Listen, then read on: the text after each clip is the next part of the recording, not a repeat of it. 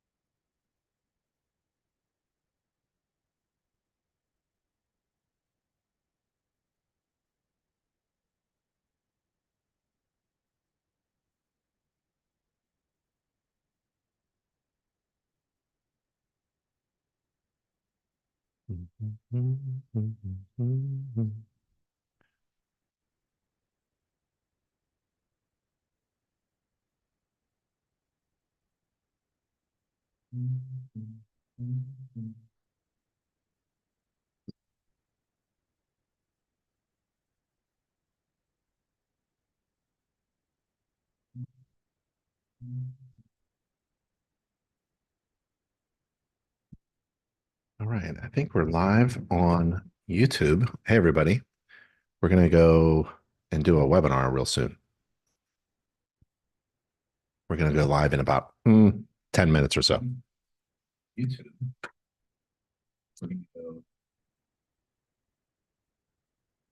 Let's see here. Get my stuff on my side all organized. All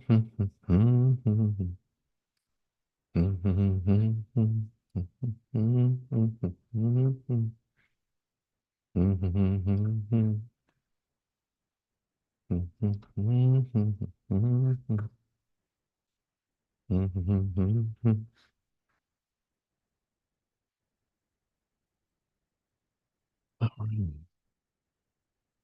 Let's see.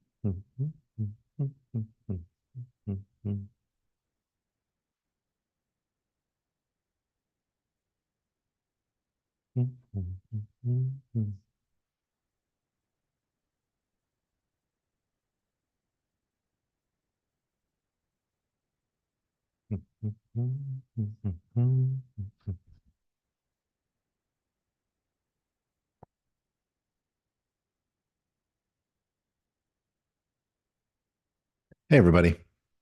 We're going to start in about 11 minutes. And we're live on YouTube as well. And if you'd like to attend this live webinar that starts in about 10 minutes, feel free. On your side, there's a Q&A feature. On your side, there's a chat feature. Feel free to ask questions or chat with anybody on the webinar or me. Say hello, tell us where you're from, things like that. And the Q&A feature is kind of cool because you can upvote good questions. So if you think a question was asked by an attendee, that's really good. And give them thumbs up and it bubbles up to the top. So I'm going to keep a lookout for questions and take a look at the chat to see if anyone is saying hello. It'd be really great if you could tell me by chat that you can hear me and you can see me. So some logistics, you should be able to hear me. I can't hear you. You should be able to see me. I can't see you. Awesome. Thanks, Mark. Thanks, Raul. Michael. Awesome.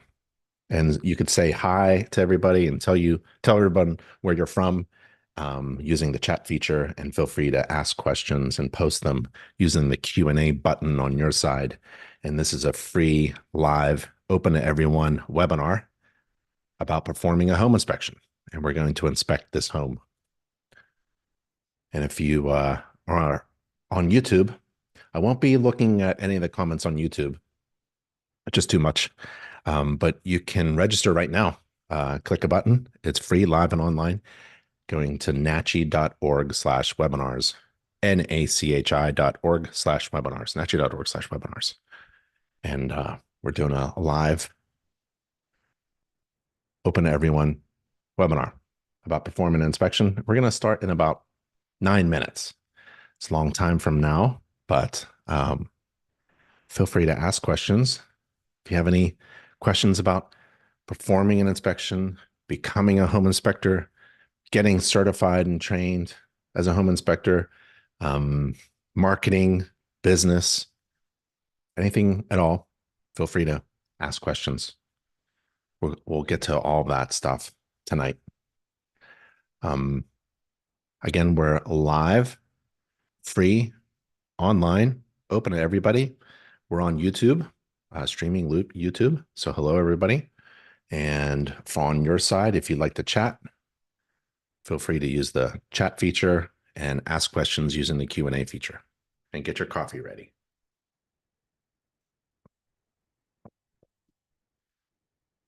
Because we're going to perform a home inspection on this home here. If you'd like to follow me on social media, I'm on Instagram, YouTube, Facebook, Twitter, things like that. And there's just do a search for Internachi Ben Grimico or Ben Grimico Home Inspector, and I'll probably pop up and you can follow me. I make videos every once a week or so. Try to make them short and sweet. And we're going to start in about 8 minutes, 7 minutes from now. We had over 200 people register for this webinar. So that's awesome. So I won't be able to let everybody talk all at the same time. That's why we're doing chat feature and Q&A feature on your side. So if you wanted to ask a question, feel free to post it. I'll try to get to all the questions that you have. And you can ask anything about Internachi, joining Internachi, becoming a home inspector, doing home inspections, business, marketing, running a successful business as an inspection company owner. And we're going to inspect this home. And I inspected that home. And if you'd like to follow me on social media, there's my channels there. And if you'd like to register for the webinar right now, if you're watching it live on YouTube, go to nachi.org/webinars. And Michael says hello from Duncan, South Carolina. I'm from Raleigh, North Carolina. I'm in Raleigh, North Carolina right now. Mark says, can you show your social media channels? Yep. There you go. So if you go to Instagram, or Instagram, YouTube, Facebook, Twitter, just search for Internachi Ben Grimico. Internachi Ben Grimico. That'd be cool. Awesome. All right.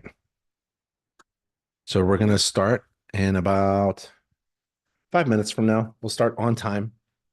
I like to do that. Don't like to start late, but starting early, I go online and open it up for anybody who has any questions about inspections, being a home inspector, getting trained, getting certified, questions about Internachi, home maintenance, running a business and marketing. And we're actually going to talk about those topics tonight while performing an inspection on this house. Okay.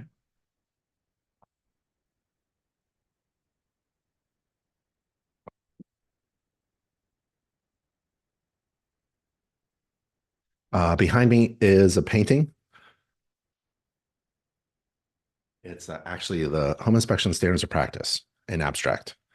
On the left there, that's the roof and the exterior and the grading. Gutters, downspouts. There's the exterior and the foundation and flashing, and it starts to move over to all the systems. You can see the plumbing, the toilet, pipes, heating, electrical. Cool painting. Like it a lot. The house. Mark asks, what year is the house? Not sure. Not sure. I treat it. That's a really great point. Let's say it's it's probably 100 years old because it has knob and tube wiring in it. Okay. So there's the knob and there's the tube, knob and tube wiring. And this is a antiquated, ungrounded method of wiring a home that they used to do commonly way back when. But nowadays, it's not very good. It's not very safe. You can't insulate the walls or the attic floor with this type of wiring because it'll overheat and cause a fire. It's a hazard. It's an electrical problem. You can't really tap into it very easily. It's not really reliable anymore. So if you ever see a knob and tube wiring, well, you need a voltmeter. I think I got one over there in my tool bag, but it's just a tick tracer. It's just, you tap the wire to see if it's live and it will give you an audible and visual account of whether it's live or not. If it's live, tell your client. And then your client, who's the homeowner or home buyer coming into the home, will probably really love that valuable information because they want to insure their home. And sometimes insurance companies want to know if there's knob and tube wiring in the house because it's just not reliable. Nicholas asks, can we add our logo to the inspector shirts for sale in the outlet? Yes. So you can customize shirts. I'd go the opposite direction, right? You may want to just find a place that makes custom shirts, t-shirts. This one has, what does this one have? Oh yeah, big bad. And then add the InterNACHI logo to it. So where do you get a logo? If you're an InterNACHI certified home inspector, you can go to your dashboard and download any logo. If you have a company logo, great. If you don't, or you want your company logo redesigned by InterNACHI's marketing team for free, they'll do it for you. And so that that redesign can go real small without losing any of the value and can go as big as a billboard without losing any quality. So I would get your logo designed by InterNACHI's marketing team or redesigned, and then put that business logo on your shirt and your InterNACHI logo as well. But here's the cool thing. Like I often say it, like, you don't have to market InterNACHI. So if I was going to do some shirts, some branded t-shirts, company shirts, I'd probably have the InterNACHI logo on it, but really I would promote my inspection company, the name and the inspector's name so that the inspector's clients can, use his or her names. And then on the back, you can put your company logo, InterNACHI, but I kind of like big bold letters that say inspector so that no one confuses me with a thief while I walk around the exterior of a house early. So there's some ideas about getting t-shirts made for your company. I like the big bold letters inspector on the back so everybody knows I'm the home inspector. And then you don't have to market InterNACHI. Be sure you're marketing your company. So get your company logo designed professionally. So that's my advice there. But yeah, go to Inspector Outlet, call them up, ask them questions about customizing t-shirts. Benjamin, new inspector here. How do you approach testing AFCI breakers in an occupied furnished home? I don't, because it's just never gone well for me. So uh, you can put that in your report as well, right? Identify AFCI, and I tell my client whether I could test them or not during the inspection. GFCIs, they're easy. I test all the GFCIs and try to identify all the circuits and where they're required, whether it's a 100-year-old home or a brand new home. I approach my home inspections just as if the house was built today. So if I'm going to inspect this home, I'm going to inspect this home with the idea of AFCIs in the electrical panel, GFCIs where they're required, smoke detectors in every bedroom, hallway, and every floor, all the safety features that you would think that would be in a home built today.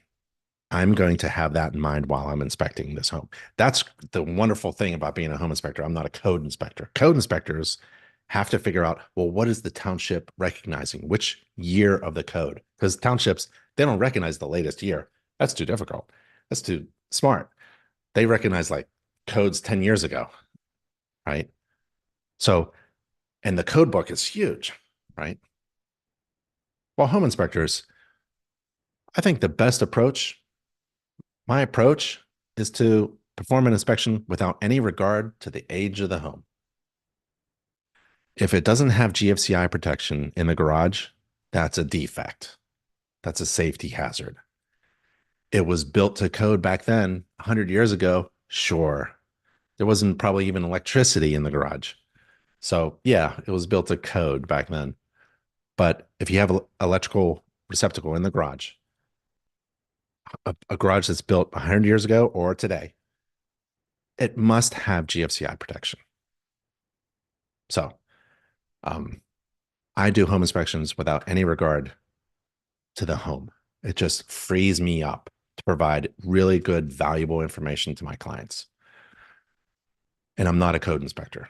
Code inspectors are stuck in the code book. Home inspectors are free to provide incredible, valuable information to their clients. So, how do I test AFCIs? Carefully. If I can test them, I will. I test them with the test button because that's what AFCI manufacturers recommend. AFCI and GFCI manufacturers recommend testing that device using their test button. And if it trips, great. It needs to reset. Oh, let's say it doesn't reset. Let's say you test an AFCI with the test button and it doesn't reset. Who pays for that? You did damage, apparently. You broke something. Should you pay? Are you responsible for that as a home inspector? Heck no. If you tested an AFCI breaker in the panel and it doesn't reset, that's fantastic news. That's really good, valuable information for your client, for the current occupant, homeowner, building owner, tenant, renter, and also the buyer coming in. You found something wrong. It's supposed to test and reset. And if it doesn't do either of those things, you didn't break it. That was your job. You found a defect. Take a picture of it and put it in a report. Yeah. So a couple of things there. One, I inspect without any regard to the age of the home. Two, if I break something, that's probably really good, valuable information for my client. I am not paying for, let's say I turn on a dishwasher and it leaks all over the floor. I'm not paying for a new dishwasher. No, I'm expecting a handshake, a pat on the back for doing a great job to find a problem. So being a home inspector is a lot of fun. Code inspectors, I can't imagine being a code inspector, kind of stuck in the code book. But being a home inspector is a lot of fun, finding problems. And we're going to have a ton of fun right now finding problems because we're going to start this webinar. Okay, so good questions. Keep them coming. Keep the chats going. Keep the questions coming. Do you physically check every smoke detector you see? Yes, absolutely, because it's easy to do. Okay, so let's begin, yeah? Welcome, everybody, to an InterNACHI webinar. We're going to perform a home inspection tonight. My name is Ben Grimico. I'm from InterNACHI. That's the International Association of Certified Home Inspectors. We're the world's leading organization of residential and commercial property inspectors, and we do free online courses provided by our school, accredited college, internachi.edu. We also do free live interactive webinars open to everybody at nachi.org/webinars. So feel free to join us on a webinar. We're going to inspect this home. If you wanted to follow me, I got a couple social media channels. I throw up short little videos about home inspections. Feel free to follow me. Just go to Instagram, YouTube, or Facebook or Twitter and search for my name, Ben Grimico. Maybe add InterNACHI to your search, InterNACHI Ben Grimico. Let's inspect this home. We had about 200 people, 204 last time I looked, half an hour ago. Register for this webinar. So thank you for all being here. Feel free to ask questions using the Q&A feature and the chat feature. Thanks for registering at nachi.org/webinars. I think we're streaming on YouTube live right now. But if you have a question, feel free to post it. If you have something in the chat, tell everybody where you are. Say hello. I'm looking. Anna says I'm having fun already. Awesome. Do you think this is a problem? This is a picture that I took from this house. So you should probably think this is a defect. This is a major, major defect. I've never seen anything so wonderfully chaotic all by itself. This chimney stack moved just like that, all by itself. It's amazing what weather, water, the sun, cold, snow, rain, ice. It's fantastic. Home inspectors have a lot of fun doing this. Do you think this is a problem? This is an old fuse panel in this home. I mean, these connections are okay, but like, what is going on up here? There's some kind of damaged wire. I'm not sure about the connection. There's a lot of stuff going on in here. And the fuses, this one's overrated. Can't have a really big fuse or breaker on a small gauge wire. Do you think this is a problem? They don't make these anymore. I like this picture because they just don't make this furnace anymore. This is a natural draft, gas-fired, forced air furnace. And we got a couple problems here. How about this? This is an end of a pipe. Looks like a drain pipe of some kind, maybe a discharge pipe, and it's dripping. It's copper, obviously. A dripping pipe doesn't necessarily mean a defect, but this one is. This is a defect, and I'll tell you why, because of the type of discharge pipe and what it's connected to. Here's another discharge pipe. This is discharging from a clothes washer into this pipe, and that's a defect. Can't have that. Do you think this is a problem? This is all from this home. So we're going to inspect this home and go over these problems. There's a couple problems in there. We already went over the knob and tube wiring defect. And this is a problem at the stairs to the attic space on the third floor. And this is a problem as well. Okay, so those are some of the problems that we're going to find during this home inspection. So thanks for joining us. We're going to perform an inspection. Oh, if you're interested in joining InterNACHI, I've got a couple offers for you. A 1-month free trial membership. Go to nachi.org/trial and enter the code webinar month. Or if you really want to join for an entire year at a 50% discount, go to the same URL, nachi.org/trial, and enter the code webinar. InterNACHI is an organization. Within the organization is an accredited college, accredited by a national accrediting agency recognized by the U.S. Department of Education, a real home inspector college. So if you're considering where to go to get trained and certified, don't go to an unaccredited school. I'd never send my kids to an unaccredited school. Neither should you. Go to internachi.edu. Always look for .edu. And thinking of business and marketing, we're going to talk about business and marketing. If you'd like, feel free to ask questions about business and marketing in relation to home inspections. But if you need a new custom designed website, InterNACHI's official vendor for website designs. They only design websites for InterNACHI inspectors. So you have to be a member of InterNACHI.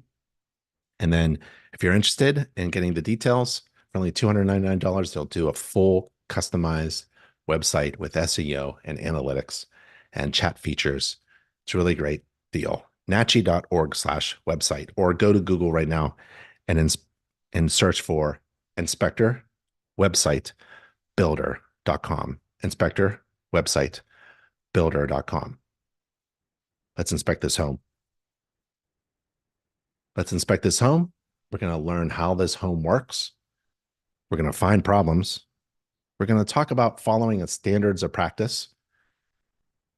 We can also discuss using inspection software or checklists. I've got the inspection report We can read through the inspection report, including the summary. We can talk about getting trained and certified as a home inspector. We can talk about business and marketing. Feel free to ask questions. And this webinar, like all of our InterNACHI webinars, is being video recorded so you can watch it later. Everyone who registers for an InterNACHI webinar gets a link to the video recording. This is a morning of me performing inspections for a living. I was a home inspector for about a dozen years in southeastern PA, suburbs of Philadelphia.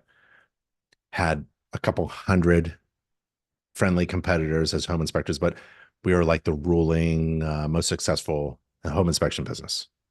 And I wanted to share my schedule with you so that you can think about how long does a home inspection take? How am I going to do an inspection? If I was a home inspector, how am I going to schedule my day? Can I do 2 inspections a day? Yep, you can do 2 inspections a day. So I would leave my house at about 7 o'clock. I'd arrive early. Where I'm from, if you're on time, you're late. So arrive early and inspect the roof. Inspect the roof from the ground at least. If you have a ladder, if you're trained in ladder safety, we have a course on that. A couple courses on ladder safety. You can use a ladder to get up on the roof. You're not required to walk upon any roof surface, according to the InterNACHI Home Inspection Standards of Practice. So I'll get there early and inspect the roof. And then around 8 o'clock, the official time, start time of the home inspection, the next home inspection is going to be about 12:30, 12:30. So I have some time there. Home inspection is going to take about 2.5, 3 hours. I get a lunch break, drive to the next job, and do another inspection before I come home before 5. 8:15, heavy stuff, big systems, difficult, challenging systems, HVAC, the plumbing supply, the drain waste vent, the water heat source, the water heating source, electrical and structure. Those systems there, they take a long time, almost like 2 hours.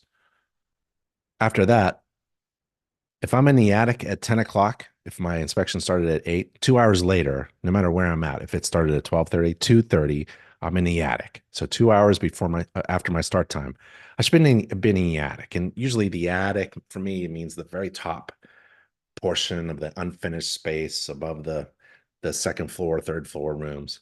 And I'm working my way down to finish my inspection. So I have about half hour to an hour left. If I'm in the attic, 2 hours in, oh, I'm happy because I'm managing my time really well.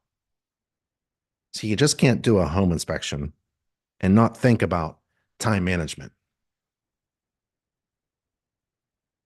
In business, I mean, the general rule in business, in the home inspection business is like you divide the amount of money you're going to charge for a home inspection, divide it by your time.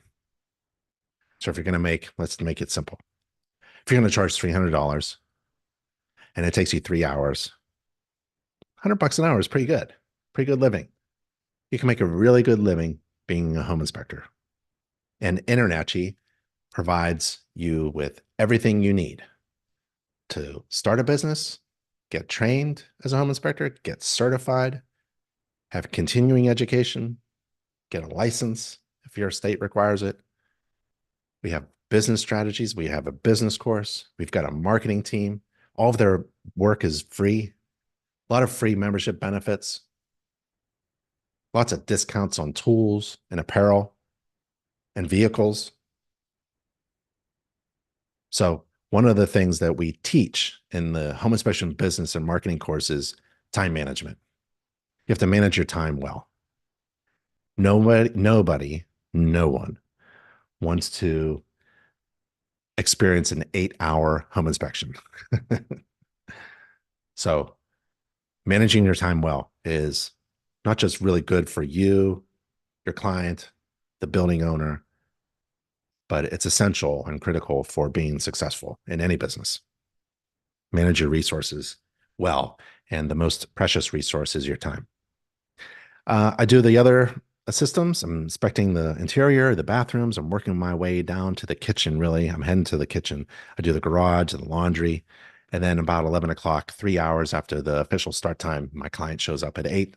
Around 11 o'clock, we're finishing up. We're reviewing the summary. I use inspection reports writing software. At a click of a button, I can make a summary. And then I promise my client within 24 hours, the full report will be available. Unless I'm way ahead of my schedule, or I don't have a second inspection to do, or I have some time, about a half an hour, I can pound out the entire report with all the pictures and videos. And then you charge your client right there. We used to tell our clients we like to get paid right after you tell us you're 100% satisfied with the home inspection. They're not satisfied, they don't have to pay us. That's a pretty good deal, pretty good guarantee, right? I mean, if my client is not satisfied after 3.5 hours of inspecting, I'm doing something wrong and I want to know about it. And I'm going to fix it right then and there. It never happened. And so we got paid right then and there. Nowadays, I would ask for a Google review. I'd schedule a home maintenance checkup 1 year from now. If they pay for it, then they get a discount. Let's say it's $100 for home maintenance checkup in a year, which only takes about a half an hour. They can get a discount, $50 if they schedule it right now, right? Things like that. You have an opportunity to really wrap things up, especially a Google review. Every client should be doing a Google review at the end of your inspection, right? At the height of their happiness with you, you ask them for a Google review or some kind of survey.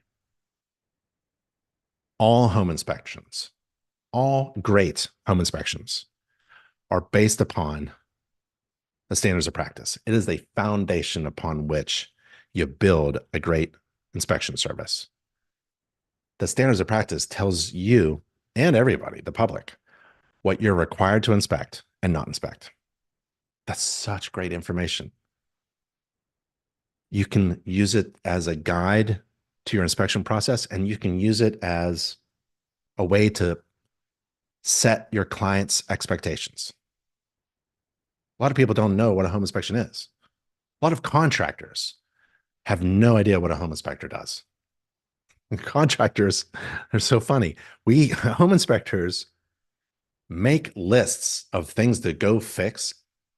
And if you can't fix them yourself, you hire a contractor, right? We influence around $8 billion worth of home improvement renovation projects every year in the United States. Home inspectors. Clients of contractors, we're about 6 months upstream from any client of a contractor. We influence so much, but contractors get it all messed up. They think we're supposed to see behind walls and stuff like that. We can't see behind walls. The standards of practice tells my clients what I can see. And a home inspection, for those of you who don't know, is a visual only inspection. It's like taking both my hands, putting them behind my back, tying them, and me going through a home and looking, trying to find problems and describing those problems. That's what a home inspection is. It's a visual only inspection. We don't move anything. We don't dismantle anything. We don't take apart anything. We don't look inside walls and stuff like that. So we communicate our observations and write to our clients a report that describes indications of problems. Like if I observe an indication of a roof leak, I'm going to tell my client. Home inspection standards, everything starts with the standards of practice. On the roof, the roof section of the standards of practice is really good. It's like a checklist. So let's go there. This is the InterNACHI Home Inspection Standards of Practice. What am I supposed to do during a home inspection? I'm required to inspect from ground level or the eaves. Remember, you're not required to walk upon any roof. I have to inspect these things: A, B, C, D, E. Roof covering materials, gutters, downspouts, vents, flashing, skylights, chimneys, and other roof penetrations in the general roof structure. What else am I supposed to do? I have to describe the type of roof covering materials. Okay, what else am I supposed to do? I have to report as a need of correction, most important thing, active roof leaks. Observed indications of active roof leaks. Okay, so let's go back. Here's the roof. Remember, I get there early, start on the roof. I'm up on the roof. You remember, you're not required to walk upon the roof. I do. It was part of my brand. My brand, my the thing that distinguishes me from other home inspectors. Before I was a home inspector, I was a home builder. So getting up on the roof with a ladder, it was very comfortable. If you're not comfortable, fly a drone. You can get certified through InterNetG. So getting up on the roof was part of my brand, and that was part of my marketing as well. Your brand is the answer to the question, why should I hire you instead of any other inspector? Because we're basically all doing the same thing. We're inspecting homes according to the same standards of practice. So what makes us different from all the rest? Well, it's the other stuff. It's marketing. And that's where InterNetG can help you. It isn't just enough to learn how to inspect a roof like this. To be successful in the home inspection industry, in the home inspection service industry, and to run a successful home inspection company, you have to have business and marketing resources. And all of them through InterNetG is free. You can join a group and they talk about stuff, have conversations about business and things like that, operations and marketing, services and strategies. InterNetG does that through an accredited college, all for free for our members. That's why InterNetG members, InterNetG inspectors are so successful. I love this shot. This is a marketing, this is a money shot, right? This describes with 1,000 words, right? A picture's worth 1,000 words. What I'm doing for my clients. I'm getting up there close and I'm touching the roof. Of course, I know the condition of the roof. I'm not guessing from the grass. I am right there. I'm on the roof, touching it, getting up close and personal. If there's a problem on the roof, I'm going to find it. And that was a distinguishing characteristic of our service. And what I do is I take a ton of pictures. I probably took 40 pictures of the roof, every roof surface, looking for anything missing, cracked, damaged, trying to guess the age if I don't know, looking at where a plane, a field, a flat surface meets another flat surface, right? This is flashing, it is a valley flashing area, or where something penetrates, makes a hole through the roofing materials. If there's a hole through if something comes through, first there's a hole and then you stick the thing through, right? So first there was a hole and then there's a pipe that comes through. Around that thing, around that pipe, around that vent pipe, around that vent, there's flashing. And it shouldn't be heavy black tar silicone sealant, right? That's for driveways and this temporary patching. On the roof, you want things like this, clean metal flashing in between planes or around the thing that penetrated through the roof covering material. That's why you got to get up and close. Oh, I also do videos too. The asphalt roof covering appears to be in functional condition. I don't see anything cracked, damaged, or missing. The shingles are lying flat. The granular surface looks good. The valley flashings at the dormers appear to be functional. I'm not sure if this stack is being used. If it's being used, it needs major repair because of the masonry. The bricks are out of position.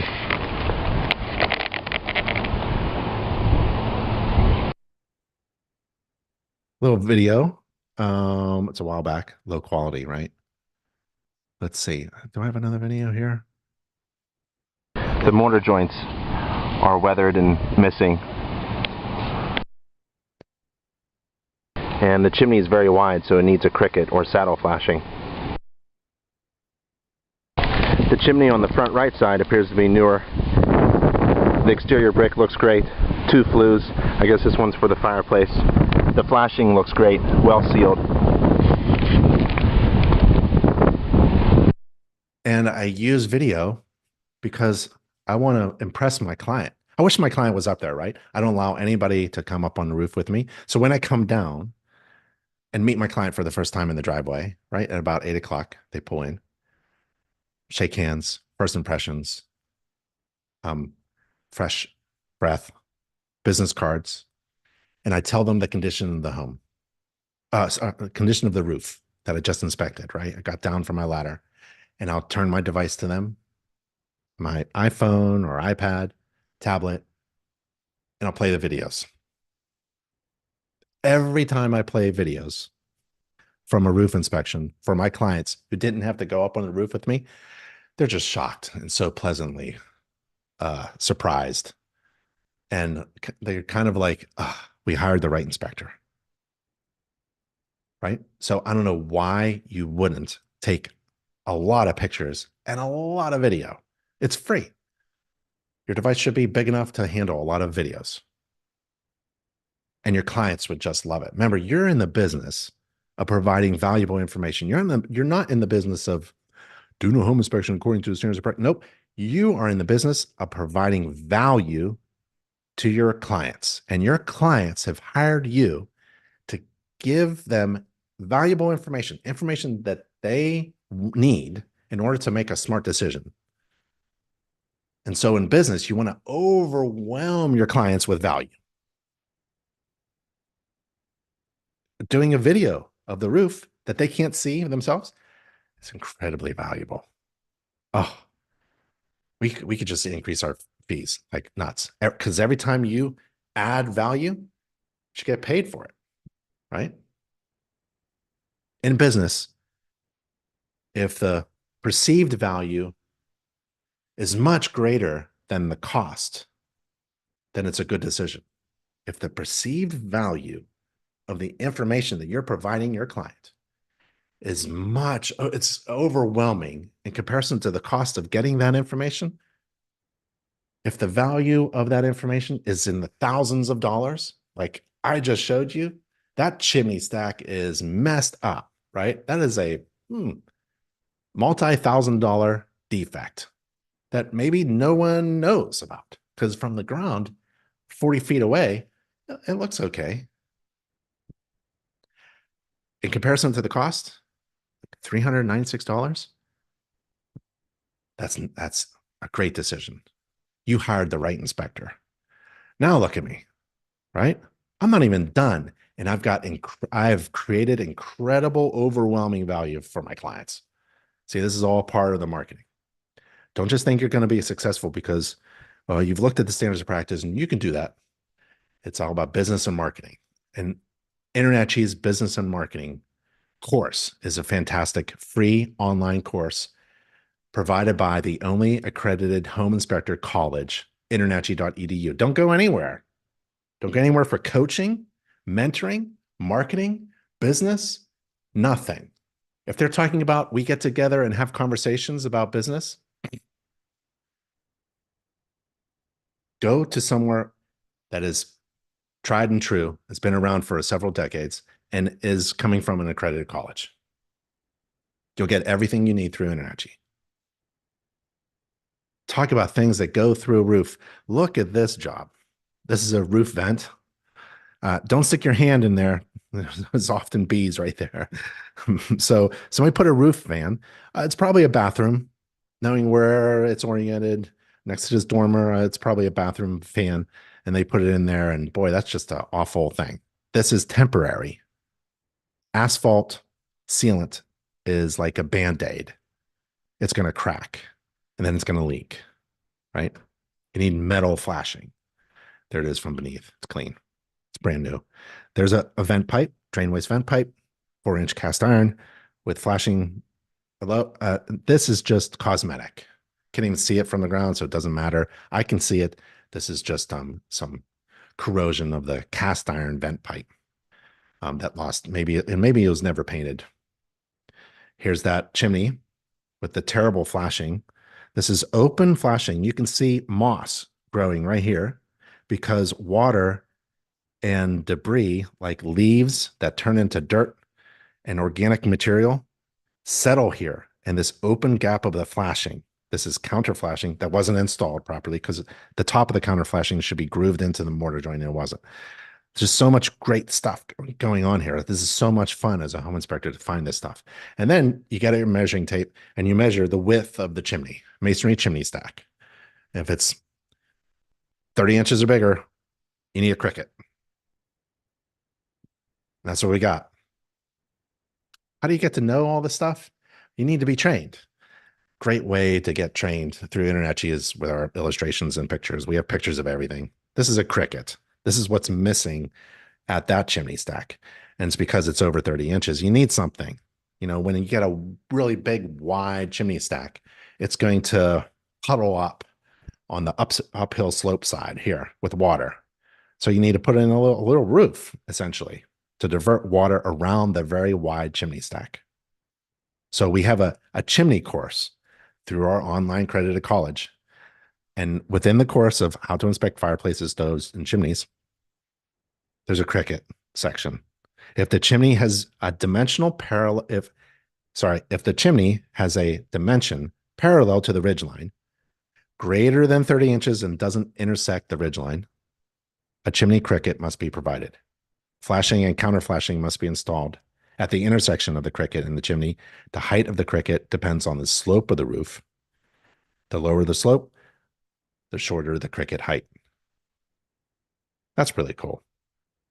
And bam, there's a good picture. And this brick here actually pushed it back on the roof. This was just like that at that angle. So it was about to fall. If it falls, it's going to put a hole probably through the asphalt shingles. This is a lot of fun for a home inspector. A lot of fun for me to inspect this stuff.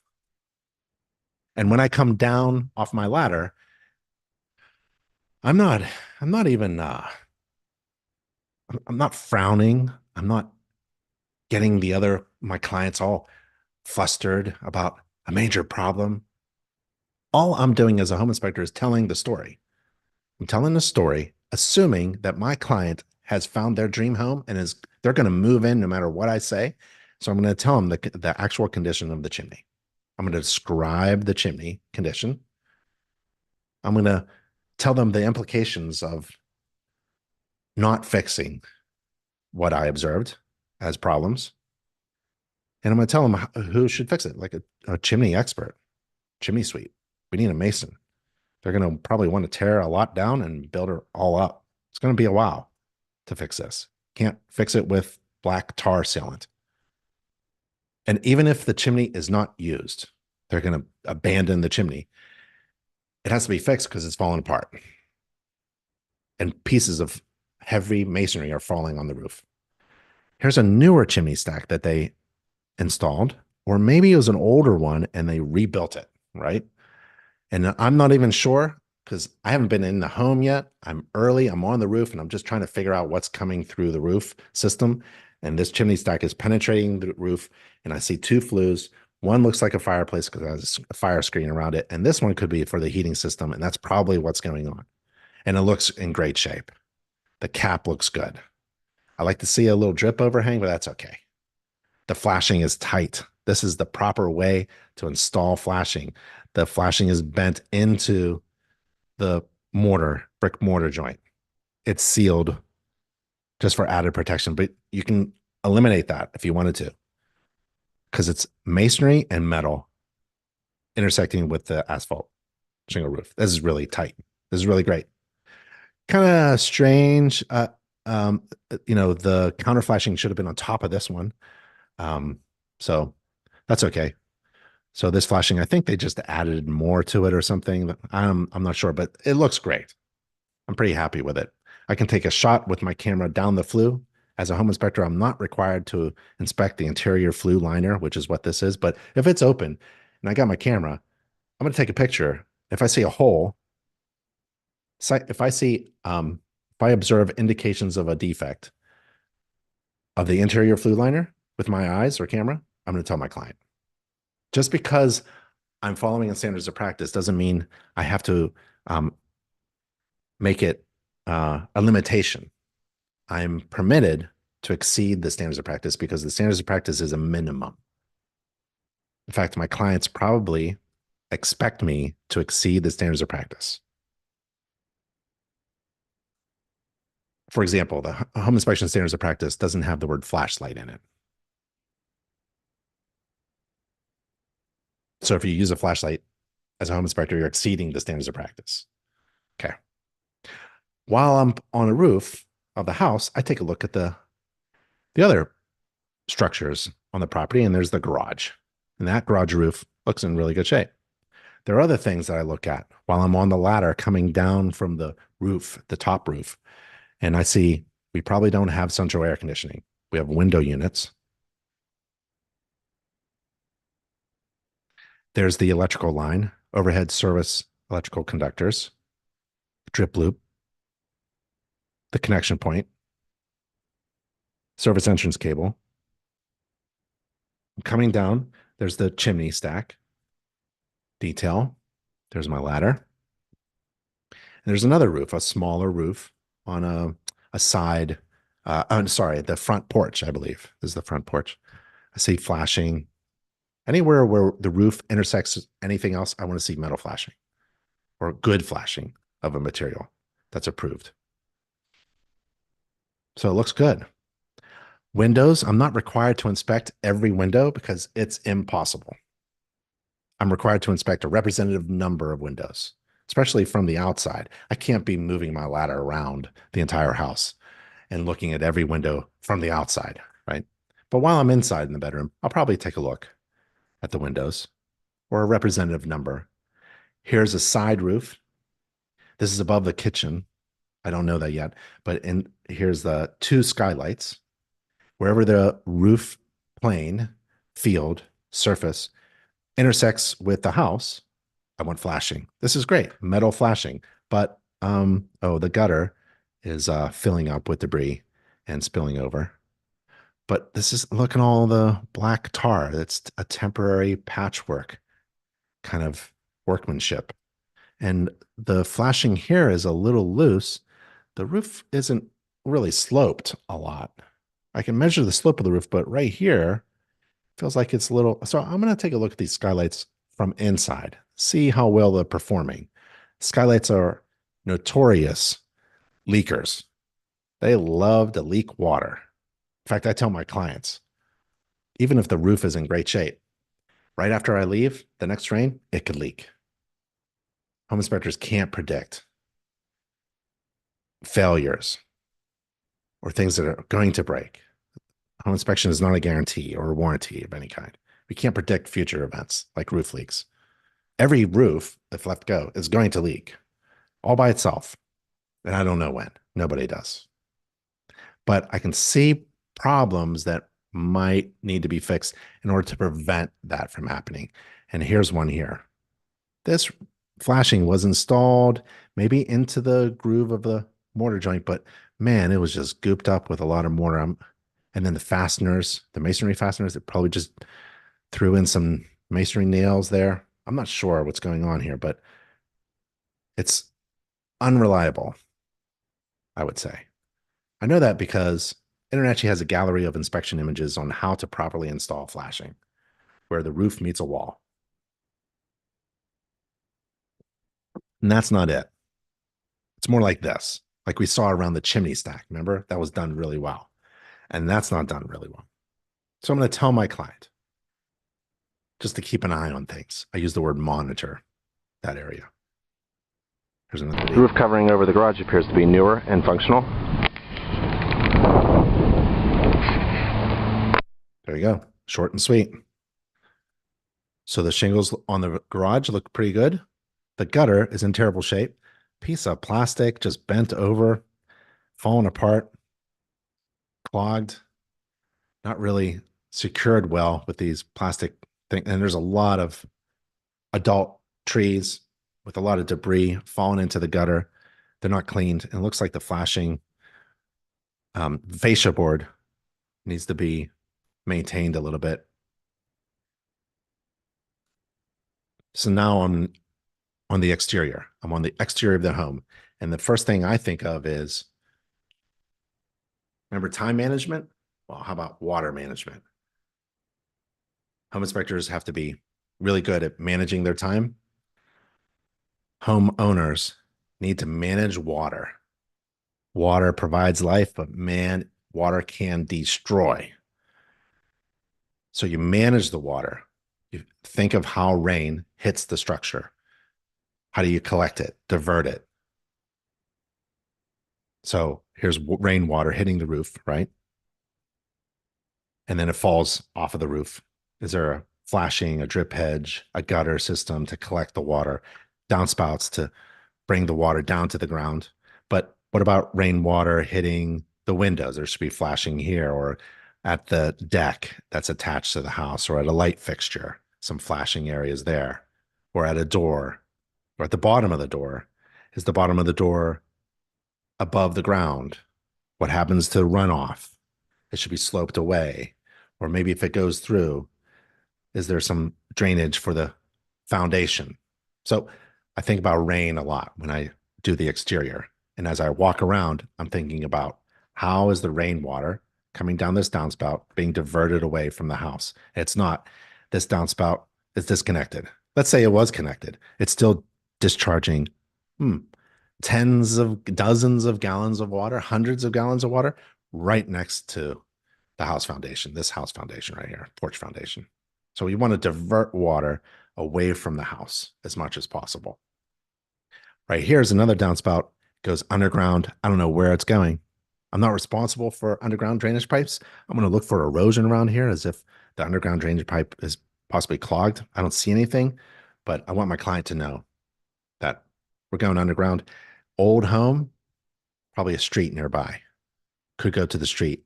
But boy, if there are any roots, you may want to scope it or just cut it off here, let it discharge to the ground, and then slope that away, divert that water away. You want to get water away from the house foundation. If it's a hard surface, you want this hard surface slightly sloped away from the house foundation. You want to get things out of here. This dense vegetation is just holding a lot of water and moisture up against this brick wall. Masonry, exposed masonry like this, can absorb moisture and wick it. And moisture can wick up all the way through this, all the way through into the interior and all the way up to the roof. Here's some underground drainage pipes. It's funny that there's two right next to each other. I don't know why they wouldn't connect it, but they're going underground somewhere. Where do they go? Maybe the homeowner knows. Here's the rear porch. I want to go underneath the rear porch, but this lattice structure is a restriction. There are inspection restrictions. I can't see everything, but what I can see, I'm going to inspect. So wood, untreated wood, it's painted, but it's untreated wood in contact with the ground is not a good idea. I don't want to have any trip hazards here. I want a nice railing here. And the end of this doubled 2x8, 2x10 beam underneath the porch deck, it's exposed. It's really shouldn't be. It's prone to wood rot if it's not pressure treated. It really should be protected, and I want to make sure it's settled on this concrete block here, pillar, which looks like a homeowner did. Right? I can tell that they used the wrong types of block here. So at least they have it repaired. Maybe this was an old post here. I'm not sure what happened in the past.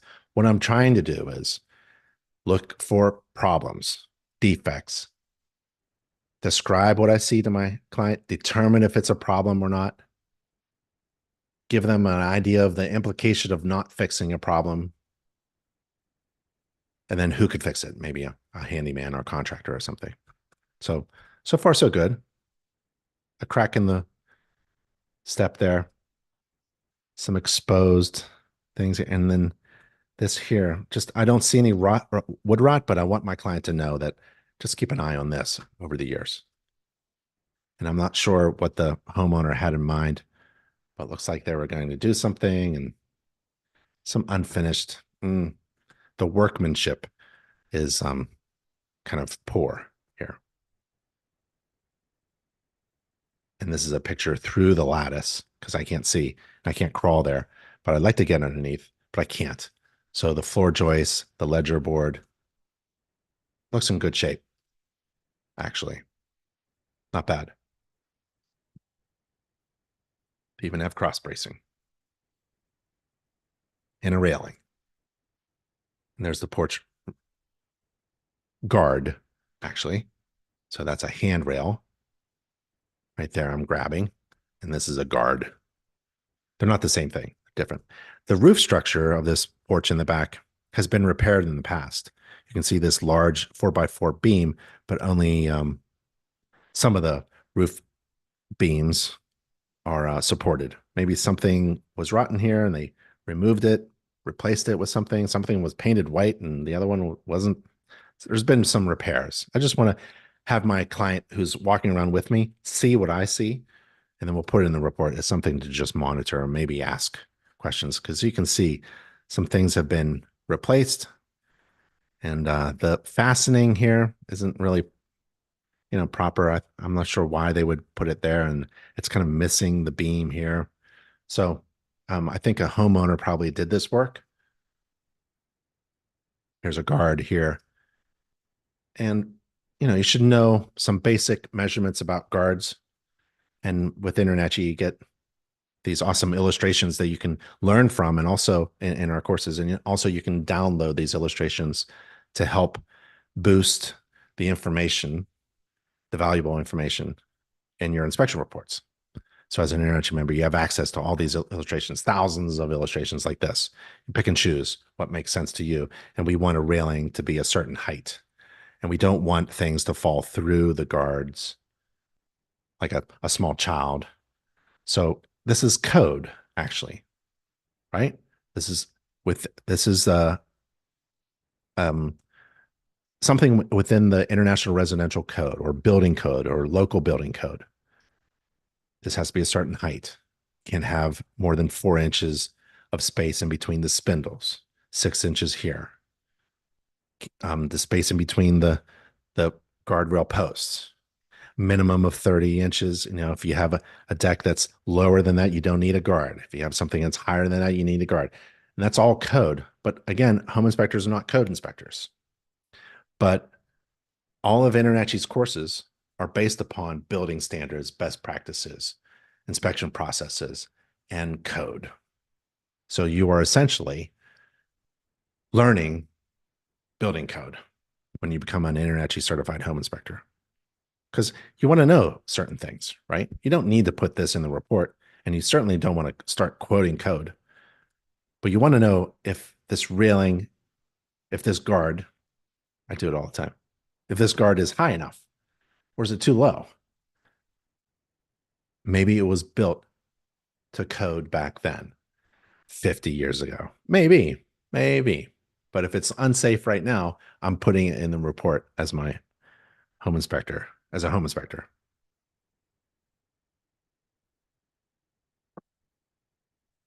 Just like the vent on the roof, here's a vent coming out of the brick wall, extended out too far at an angle. Kind of strange. It's probably a dryer vent. Below the dryer vent, I see a cast iron pipe. I don't have to know what's going on. I just want to bring this up, maybe as a question for the homeowner to explain what this is. This is an odd thing to see a gas line coming out of the house and going directly buried into concrete, a concrete pad. That's not right. Here's a water valve. Probably should get the dense vegetation away from it so you can use it and monitor its condition. And there's the dryer vent, and all this lint in here is clogged up. It needs to be cleaned out. You don't want a clogged dryer vent, and I don't know what that is. This is a water meter. So we'll see the water meter on the inside, and hose bibs. I'm not sure why they call them bibs. They're hose faucets or spigots on the outside of the house, and they should be frost free so they don't freeze in the wintertime. The house is made out of brick masonry. It's in really great shape. The windows are wooden windows. Some of them are capped with aluminum. That's great. This is a terrible picture of a radon mitigation system. There's a radon fan, exhaust pipe, and I'm not a home. I wasn't hired to do a radon test at this home, but I'm a home inspector, and I know that this radon system has to meet modern code in order for it to be safe and functioning well. And we have a home inspection checklist just for radon systems. So if you're a home inspector and you come across a radon mitigation system and you want to tell your client whether it's meeting, whether you think it's in good shape or not, or it has signs that it was built long time ago according to standards back then, 15 years ago, but we've learned better now, and so we've updated the standards, and now the fan, maybe the fan orientation is all wrong, or it's not draining properly, or it's not fastened properly, or it's not exhausting high enough, or something like that. It's not meeting modern standards. That's really good information that you could provide as a home inspector who's not there to do a radon test, but you come across a radon mitigation system. So this is at InterNACHI's public page for radon checklists. Anybody can download it. You can download it, get the international standards for performing a radon mitigation system inspection. You can take the course on how to perform radon measurements if you like. But the checklist, I would download it and then upload it into my inspection software so that I would have this checklist as a home inspector. And if I come across a radon system, I look at the standards. If there's anything wrong, I tell my client. Really great resource. Inspection checklists are free and online from InterNACHI.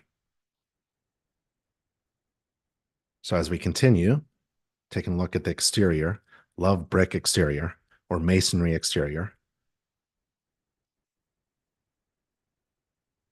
Looking for anything that doesn't look right. You know? So just some maintenance issues, really. Like this front porch post. A little water damage, some paint there.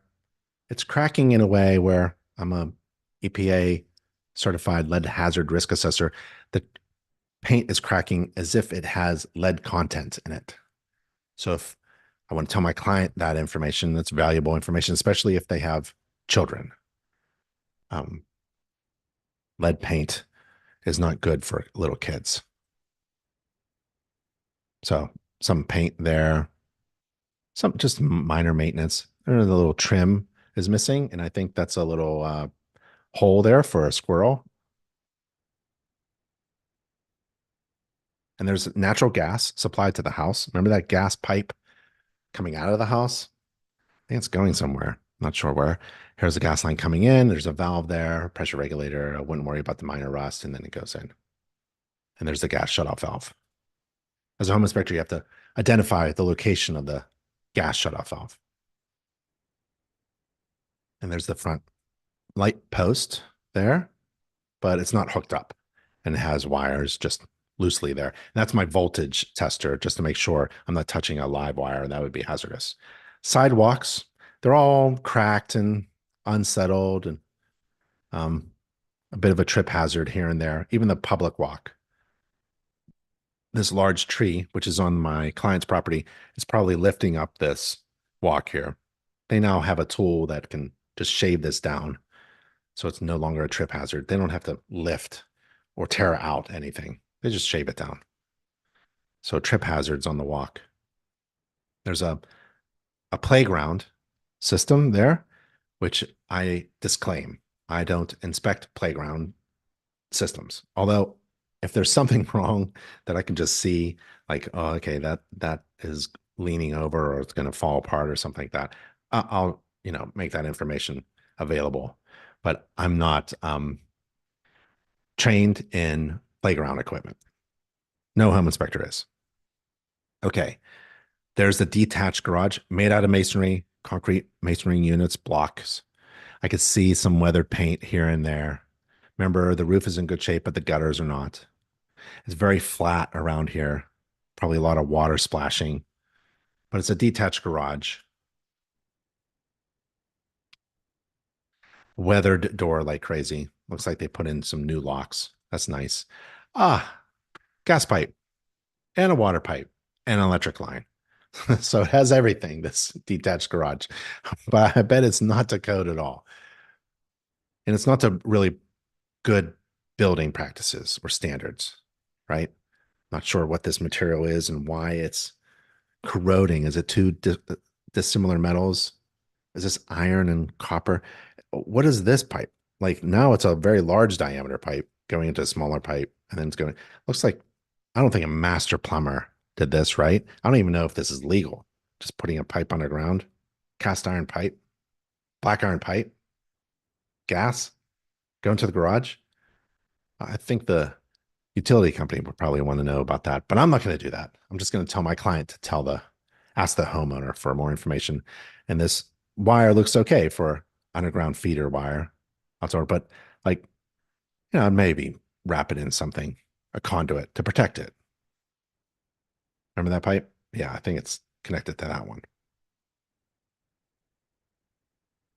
The hard surfaces are, um, well, the concrete is now gravel. They did a great job making concrete into gravel. A lot of cracks. The gate doesn't work. There's only so much that you can say about delayed maintenance and poor installation. Remember, as a home inspector, there's nothing I can say that can kill a deal. My clients have spent months getting to this point where they have found their dream home in the right neighborhood, in the right school district, with the right agent. They found the right bank and the right appraisal. They made an offer. It was accepted. They got an inspection agreement, contingency, and now I'm there just to tell them more information, hopefully overwhelmingly valuable information to a person who has fallen in love with this house. And there's nothing I can say really to change their mind. So we're going to talk about delayed maintenance, but I think there are already some issues, especially the chimney stack, um, that comes to mind. That's much more important. This is wood rot. It takes a while to fix. It's all rotten. Can't paint over it anymore, really. So it has to be torn down and replaced. Just some maintenance, delayed maintenance at the garage door. But the concrete block structure itself is in good shape. It's just all of this terrible particle board that was used and not, it's a bad, bad choice of exterior materials. And like the cap is missing on the gutter. I think I'm gonna like not really, I'm gonna downplay these things, right? And really try to focus on what's really important. They're really important things in a home inspection. I'm gonna focus on that.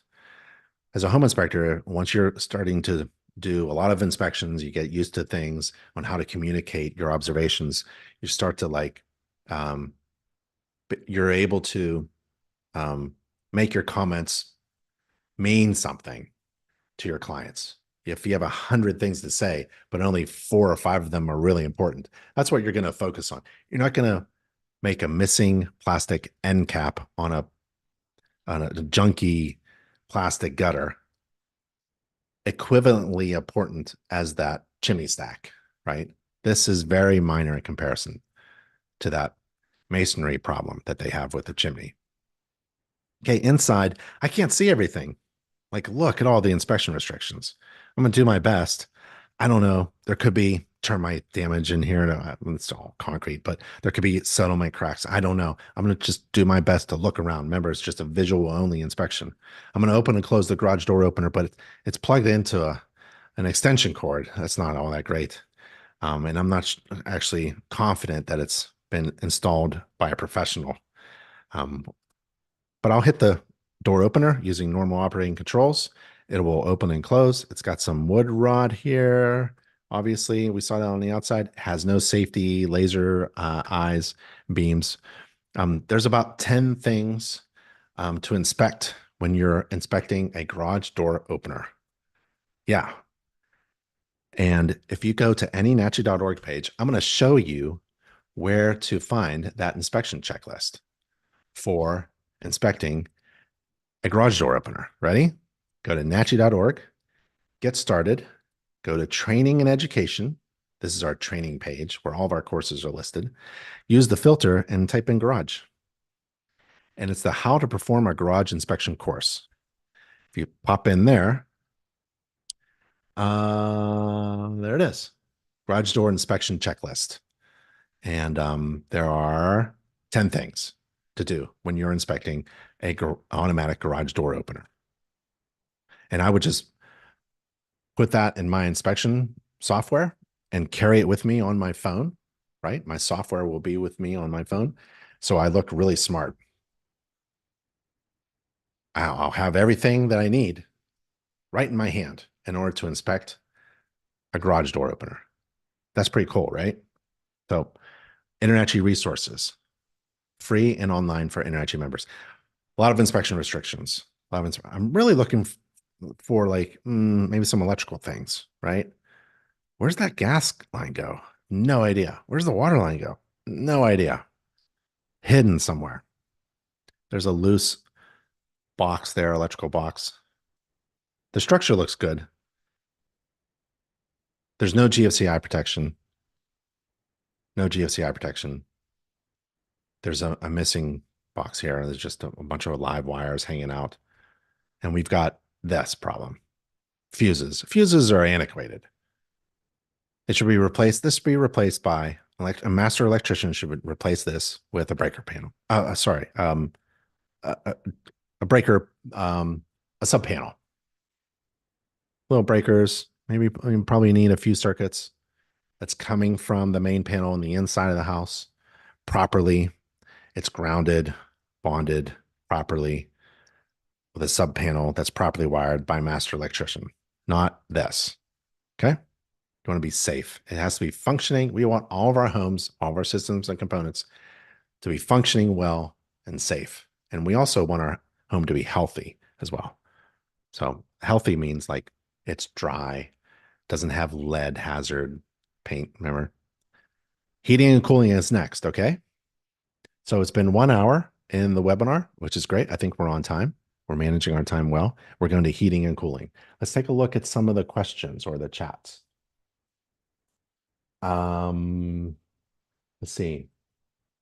Andrew says, what do you do if the seller wants to follow you through the inspection when your client is the buyer? Okay, my client is usually the buyer, and I want my buyer with me, following me while I inspect, asking me all kinds of stuff, because as a business owner, I'm trying to manage my time. I don't want to answer questions at night, right? So I want to answer all the questions while we're here, attend to every concern and question while we're together in their home. So I can tell the story of their home to them face to face. My client usually isn't the seller. The seller usually gets notified by the agents that someone is coming to do a home inspection, and then they get out. They're asked to leave. If they don't leave, that's very rare. Like 1 out of 100 inspections have happened where the seller just wanted to sit in the kitchen. Well, that's not the way to sell a house, right? So sellers should leave, and agents can help their clients sell their house well. There's a few things that InterNACHI recommends to sellers: commercial property inspection, commercial property sellers, residential property inspector, sellers, sellers of homes and buildings. One of them is get out. Just let your client walk around in peace with their inspector and talk openly about their dream home. Everything's going to go well. If there's a problem, there's going to be a problem, whether you're sitting in the kitchen or not. Let's see. Keith, about shirts or polos. I like t-shirts. Polos are fine too.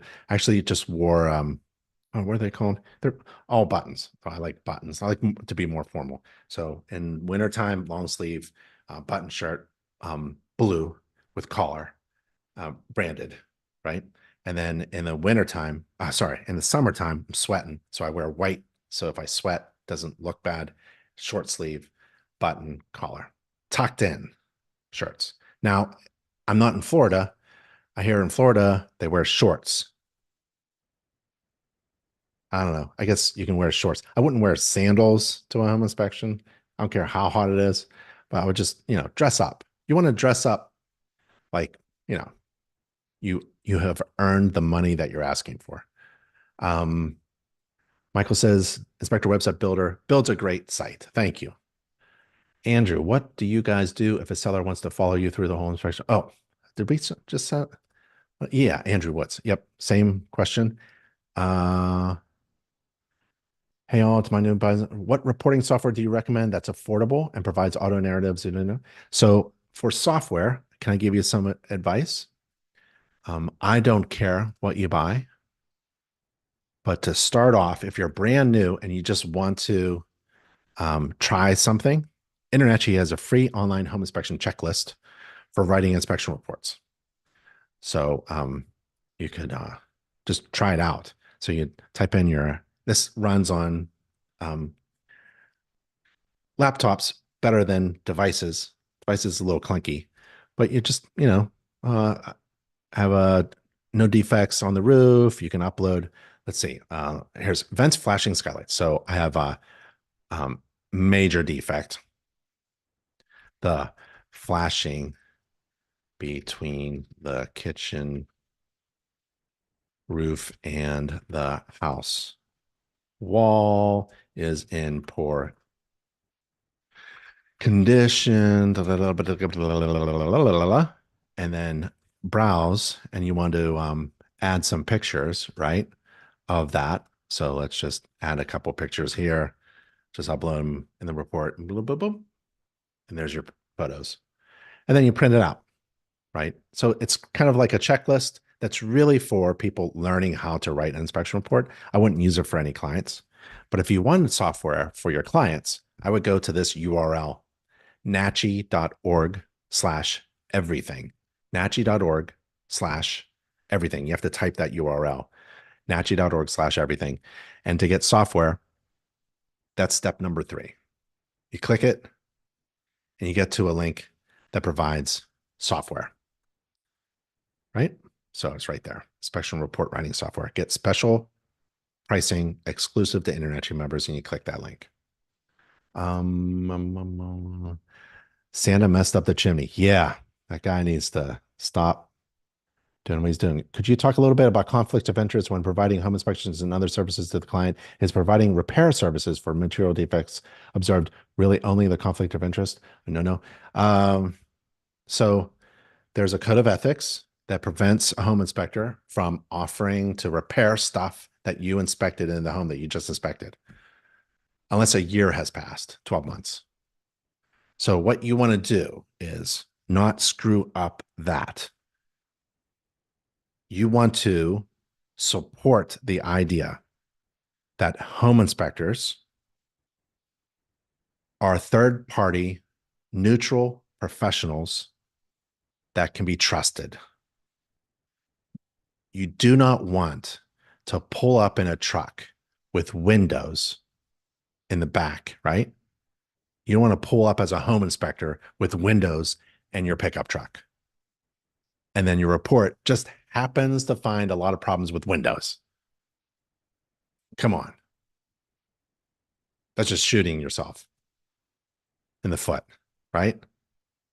You could take 2 steps forward and 1 step back, or 1 step forward and 2 steps back. You want to be separated from any criticism or appearance of impropriety or biasness. You want to be that local professional inspector that every neighbor knows can be trusted to give them that good advice that they need before they hire that contractor. If a roofing contractor goes to your neighbor's house tomorrow and says to your neighbor, who's your friend, they have to replace the whole roof, and it's going to be $20,000. And your neighbor comes to you, goes, hey, you think this is right? They'll do that because you're not trying this thing where you're saying, oh, can I find problems and fix them? No. You want those two things separate with a million miles in between. You want to be the obvious choice for a trusted opinion, especially if you're hired to oversee a contractor's work. You want to give that honest, unbiased opinion. You want to be that third-party, neutral, professional inspector who can be trusted because you don't have any disclosed or undisclosed conflict of interest. or bias. You don't care if they repair anything that you find wrong. You don't care. I don't care. As a home inspector, I don't care if anything gets repaired. Well, I actually do, but see my point. I mean, I want my neighbor. I'm doing home inspections essentially in my market area, which is within driving distance. I want my neighbor. All my clients are neighbors. That's how I see myself because we all live near each other. We all live in the same town or towns, essentially, right? Same zip codes. So I'm inspecting for my neighbors.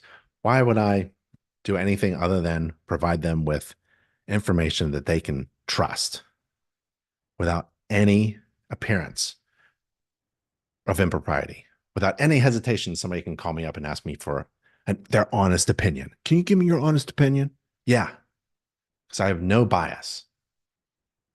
I'm not a contractor. I don't have any relationship or connection to anyone that is interested in repairing the things that are defective in my inspection report. I could care less. Okay. That's my recommendation. Uh, as just a licensed home inspector in Oklahoma, Nathan says, and not Internet certified quite yet. That's all right. What types of inspection services can I offer now? Buyers, sellers, re-inspections. Yeah. So you want to get fully informed about what your state regulates. And so you want to go to, there's a page within every Internet dashboard, but let's see if, yeah, I can just go, let's see, it's here. So we have all the states and provinces and countries. So if you're in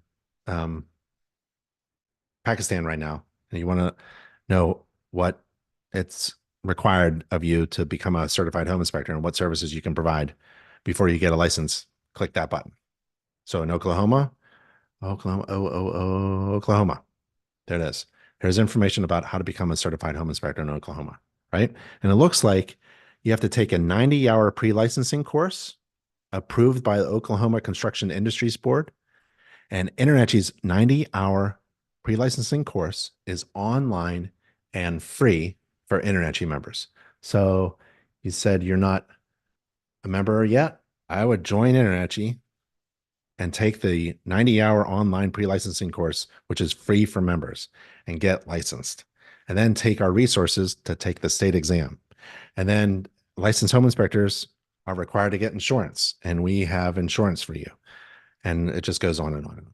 Okay.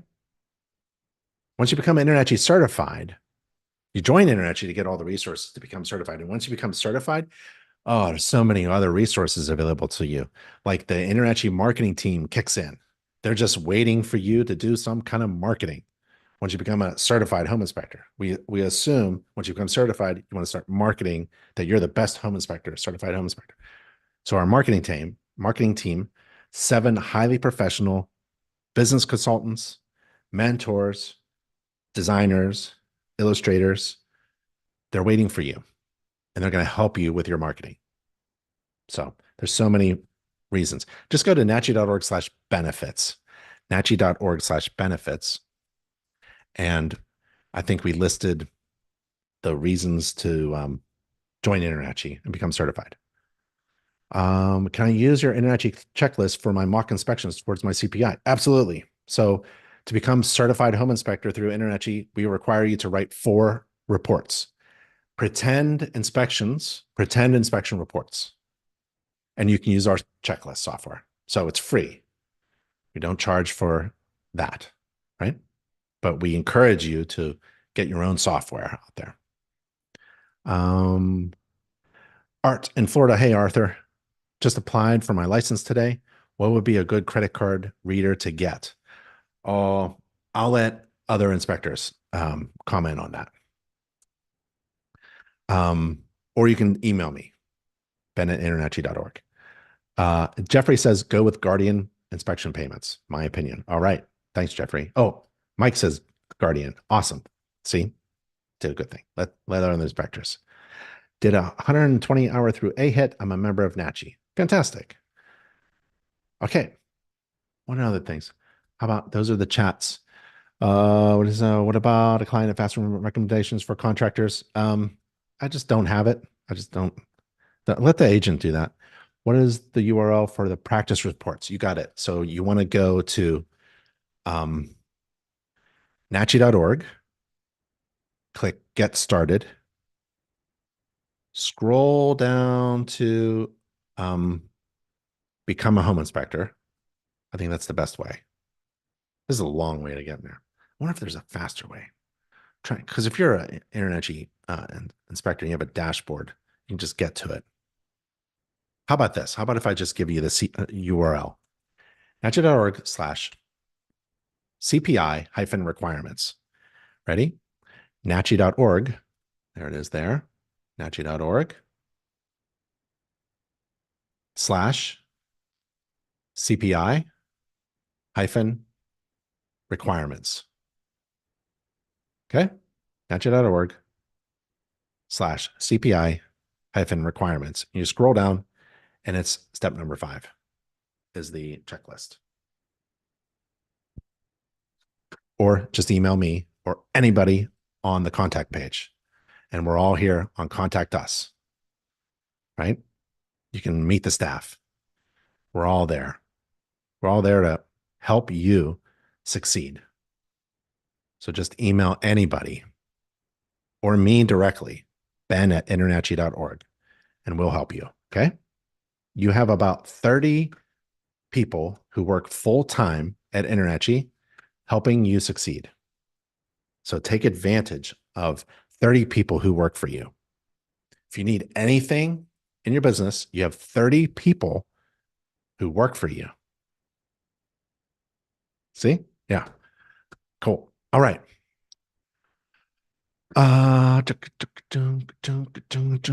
Business structure. Don't, yeah, LLC. A lot of people structure their business, home inspection businesses in LLC, but get a business attorney and a CPA to help you out.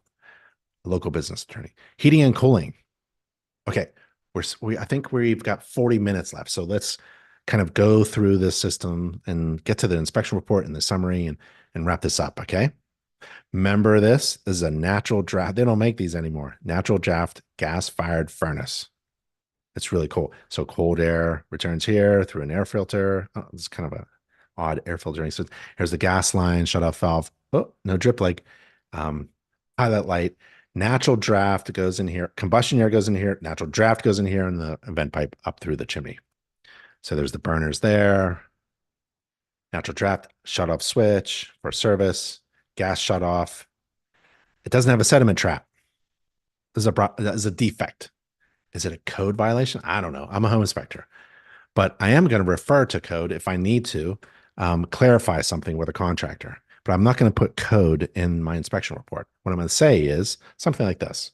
So if you go to 2024 International Residential Code, IRC, they make IRC, International Code Council. It's fantastic because they put their code online, open to the public. You can read it yourself.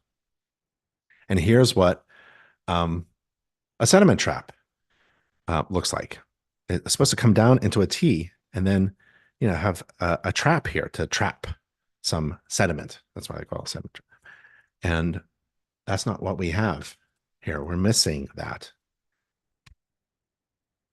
And if you wanted to see it illustrated, to put an illustration that's doesn't have copyright because that's International Code Council's illustration, you can use this as an illustration for your inspection reports.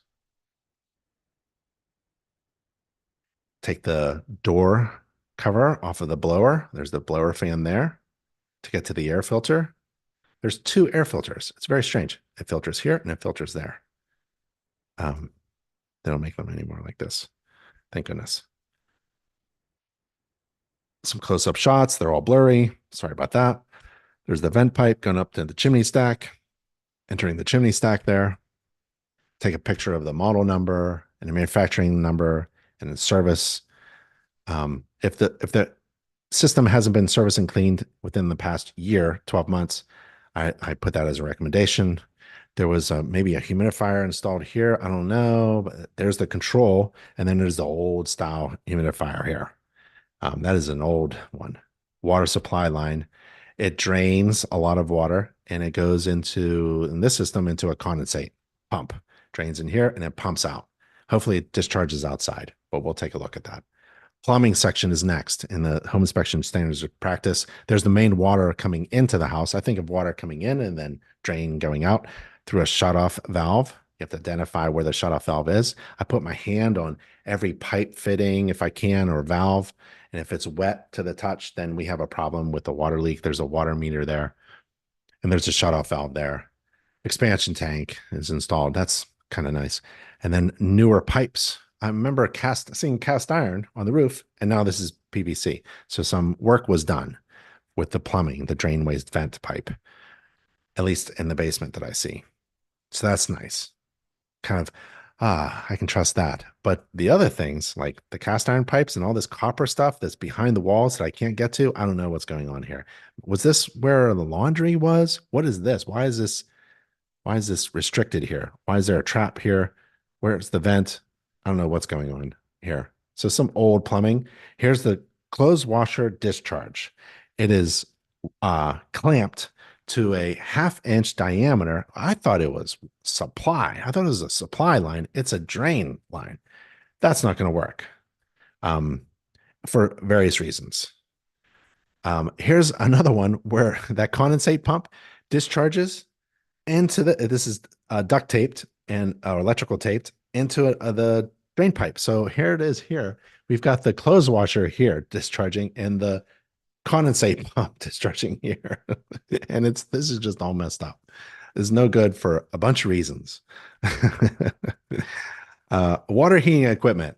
Water heating equipment or water heater is any appliance that heats potable water and supplies it to the potable hot water distribution system of the building. And I like to refer to code. In 2021, IRC chapter 28 talks all about water heating equipment. And it's really cool because like there are 14 code requirements just for the TPR discharge pipe. 14 code requirements, standard that it has to meet in order to be safe. 14 things just for the discharge pipe. Wow, that's pretty cool on a hot water tank. So code is really helpful. Oh, and by the way, if you take the InterNACHI free online plumbing course, you learn about that. There's the picture. I try to take a legible picture of the hot water tank manufacturing label. There's the cold water coming in through a shutoff valve. Gas supply shutoff valve. It's an old one, so I use my sniffer, gas sniffer. There's the temperature pressure relief on the hot water tank and the discharge pipe to the floor. That's great, but it's a dripper. So this is dripping. Not all pipes that drip are bad, but this one is. If your TPR valve, temperature pressure relief valve, is dripping water, it's relieving itself of temperature or pressure or both. And that's an indication of a problem. It's not that bad of a problem right now, but maybe it discharges tonight all over the floor. Or maybe it doesn't and it has excessive pressure built up inside the tank. Boom. So any TPR valve that is leaking on the floor, that's a defect. So when I find this stuff, I just say, here's a problem, and it has to be fixed. It has to be fixed by the seller or by you when you move in. I'm addressing my client. I'm just telling the story. I'm not telling a horror movie story. I'm telling the story of the house. And the house has some opportunities for fixing things. I hate it when this is a flue connection pipe. I hate it when somebody puts a hole in a flue connection pipe. This is like a strap that's holding up something. I guess it's holding up this pipe, but really, like when you put a hole in and you don't seal it like that, like the seams are supposed to be sealed. This is supposed to be airtight. If this comes out, let's just say this comes out. Now you've got a hole in a flue pipe. Ever see a hole in a flue pipe on your car? Do you like smelling that? Think you can breathe that? No, this ain't that big. It's not as big as a car exhaust pipe, but it's still the same idea. You don't want you want what you want is everything sealed and tight on a flue pipe coming out of a gas-fired heating system. Basement foundation, crawl space, and structure. That's part of the standards of practice. There's the basement there, basement, it's masonry, probably stone, brick, or something like that. Um, I'm just looking for water penetration. Looks like this is really cool. They left the brick part of I believe this is stone and this is going to be brick, and they left the brick part exposed so that you could see the original structure. I thought that was kind of cool. Here's the radon fan. So the radon system, there's the gauge, right? And remember the radon fan on the outside? You can inspect these components of the radon mitigation system using InterNACHI's checklist for your client. There's a bathroom down there. Doesn't look very good. Looks like it's had a lot of problems, even like mold or something.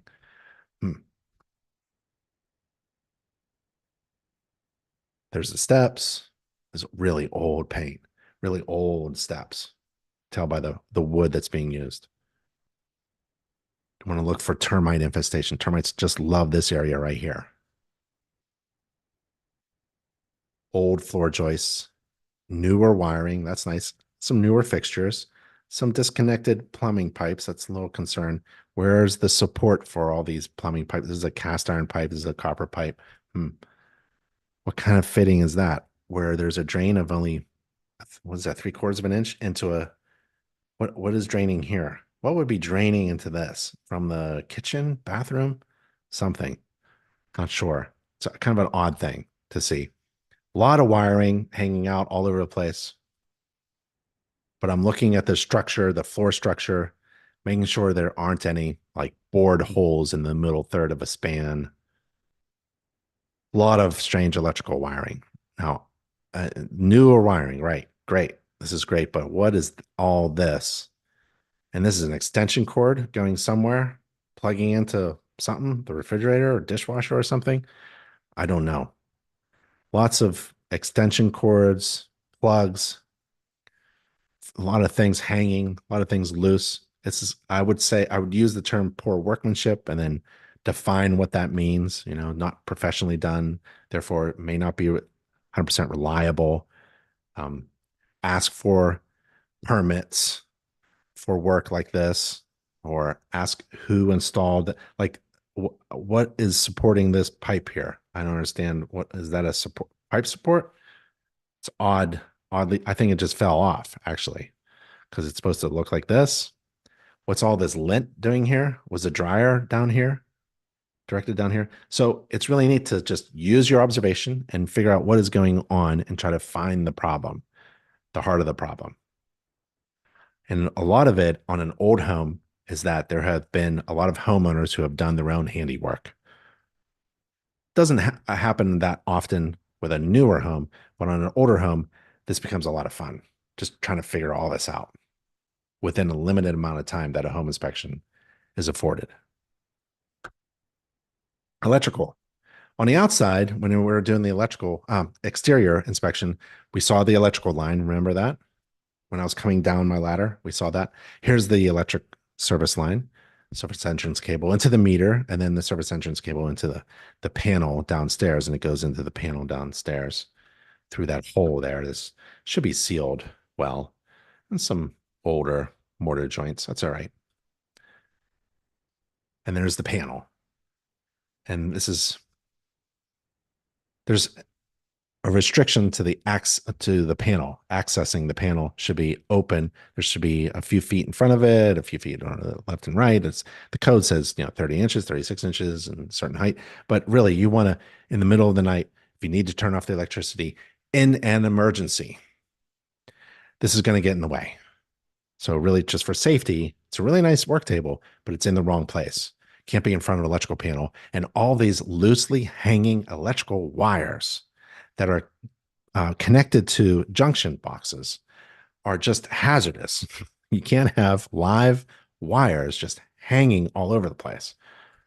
So it's 100 amps. That's what the one finger means. So it's really maxed out. I'm not surprised that we don't have central air. It's probably not enough. If you're going to put in central air, You're going to have to get probably 200 amps, 150, 200 amps to the panel, upgrade the panel, all kinds of different kind of wiring going on here. Same here. Nothing's labeled. You're not required to remove the dead front cover, but I like to because I saw this. This is a scorched component of a breaker. I'm not sure what's going on, but I see that this is a 20 amp breaker on a 14 gauge wire. Here's a 20 amp breaker on a 14 gauge wire. So we have fat breakers, big fat breakers on small gauge wires. That's an over fusing and too big of a breaker. So we've got problems inside the electrical panel.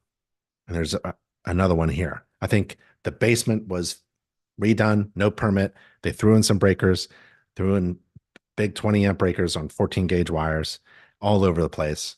Terrible. It's out of focus, these pictures, but my report is going to be very clearly written. Fireplace. You know, we have that fireplace that's in very poor shape. I don't think they use it as a fireplace anymore because on the inside, damper opens and closes. They have silicone, right, on the brick of the inside. So that's not all that great. So I'm going to make sure that no one is using this fireplace until all of this has been further evaluated by a certified chimney sweep. Attic. There's the attic space, very small attic space. Looking at the roof structure, looks okay. But you know, when you look around, you get to see other components like that wiring, all that spaghetti wiring. They're just thrown up there, very loosely thrown all around. Poor workmanship. There's a newer fan. Remember that vent on the roof that wasn't flashed properly? This is probably a homeowner job here. A lot of pipe fittings just to get it at the right angle to go up the roof. So I don't think that's a professional doing that. And knob and tube wiring. So we have knob and tube wiring in the house, and it's live. Main bathroom, upstairs, flush the toilet, got ground fault protection, run water at the sink. I could see the skylights from the main bathroom window, which is used as a vent, run hot and cold water at the tub and the shower to see if it's functional. And then we've got a plumbing access panel on the other side of the tub. Remove that to take a look for plumbing problems, issues, structural problems, water leaks. Find knob and tube wiring there inside the joist bay. So it's live wiring. It may not see it down in the basement because it's easy access, but within the walls and the floor structure, there's live knob and tube wiring being used. There's the bathroom fan that was installed. You know, it's not finished, not professionally done. That's that fan there. Okay, basement full bath. Down in the basement, I don't know what's going on with the, I guess this was tile and they removed the tile and the glue is still there or something. You know, there's a lot to comment on. So as I'm inspecting, I'm just adjusting what I need to say. Oh, let's turn the light on. Can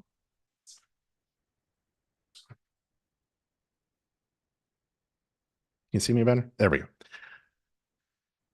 So this cosmetic stuff is really just cosmetic in relation to the major problems that we're finding. That's why I love it when my client is with me because they can hear, you read and hear differently. So my report, I want them to understand what I've written before I write it, right?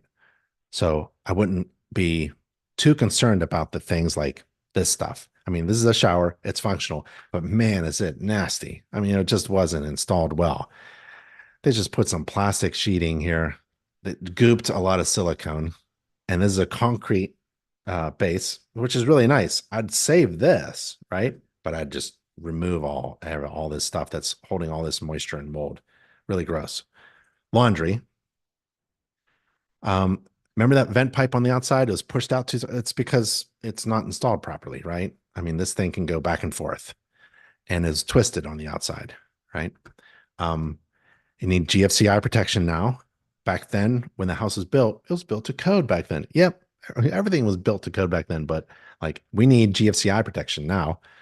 Hot and cold water, shut off valve. That's nice. Here's the gas line to the gas dryer. It was also electric.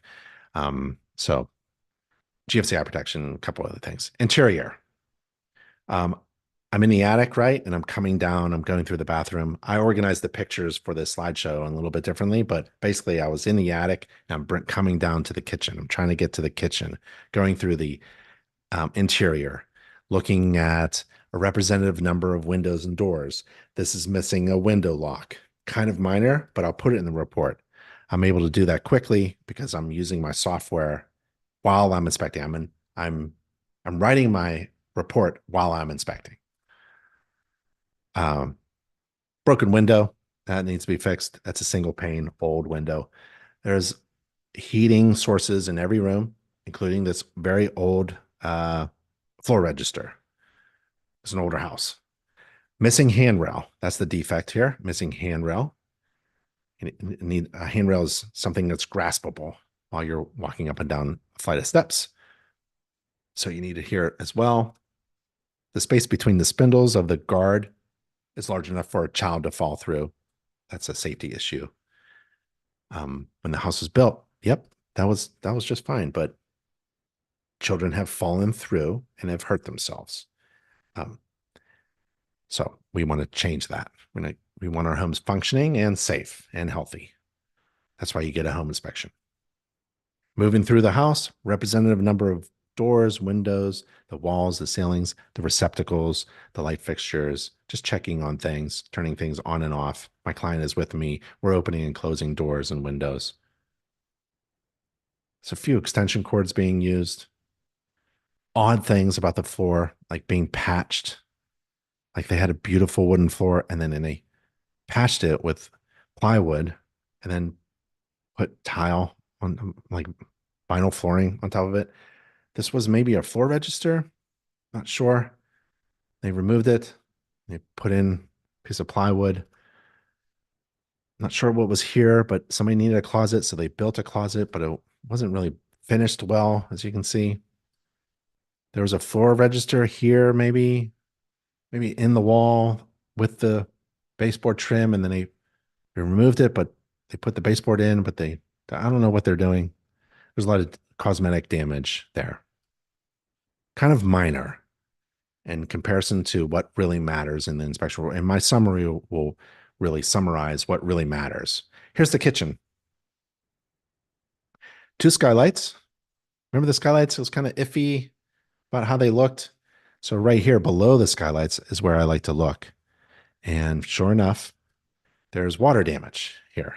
So you can use infrared, you can use a moisture meter, but if it's dry, I'm going to say that it could be an active roof leak. I mean, it's not raining today and hasn't rained for a couple days, so it's dry to the touch. Maybe even if my moisture meter, my infrared camera doesn't show me any anomalies, I'm going to say to my client, this might be an active roof leak, even though the skylights look new and the roof looks new. Just have to assume. Why? Well, who would leave this in their kitchen? Especially when they know that a home inspection is about to come, right? And on the other skylight, there's water damage here as well. So I'll just leave that to my client to handle. I'm writing what I observe and telling my client, I'm describing the problems that I find. This is just below the skylight. And telling them what would happen if you don't fix the potential roof leak and who should fix it, right? Kitchen sink, garbage disposal, turns on and off with the switch there.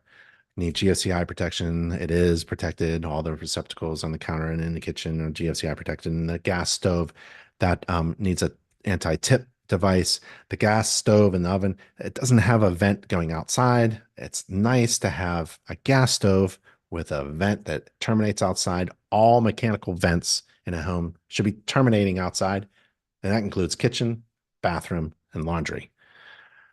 And the dishwasher, I'll run the dishwasher a short cycle and see what happens. My inspection report summary, here it is. In the summary, I tell my client that don't read the summary. I tell my client where I think it's here somewhere. There may be items in the full report that are not listed in the summary, right? Do not rely on this summary. If you're going to negotiate over defects that were discovered during the inspection, don't rely on just this summary. You want to use the full report. But in the summary, I have correction and further valuation recommendations, and it adds up to several $1,000s. And that's the summary, 4-page summary. I think the agents love it. They like a summary printed out so that they can start marking things up with a pen. Even though we're in an electronic world, that summary report printed out was always really valuable to my clients. Maybe it's different in where you are. The full report, I tried to do the full report before I left the property. It was often a challenge. I could do it at night or later in the day or in the truck in between my 2 inspections, maybe for lunch. But here's the full report. The second page of the inspection report is titled What Really Matters in a Home Inspection, because I'm trying to set my client up with good expectations. They can't ask for everything to be fixed. The seller isn't even required to fix anything in a home inspection report. A home inspection isn't even required, right? This is just valuable information so that my client can make smart decisions. So I'm trying to help them focus on what really matters. And there's really 4 things that really matter during a home inspection. And so I list them, trying to get my clients to focus on the important stuff. Some introductory comments talking about the scope and how to be concise in my report by using monitoring recommended, improvement and repair recommended, correction recommended, and how I describe defects.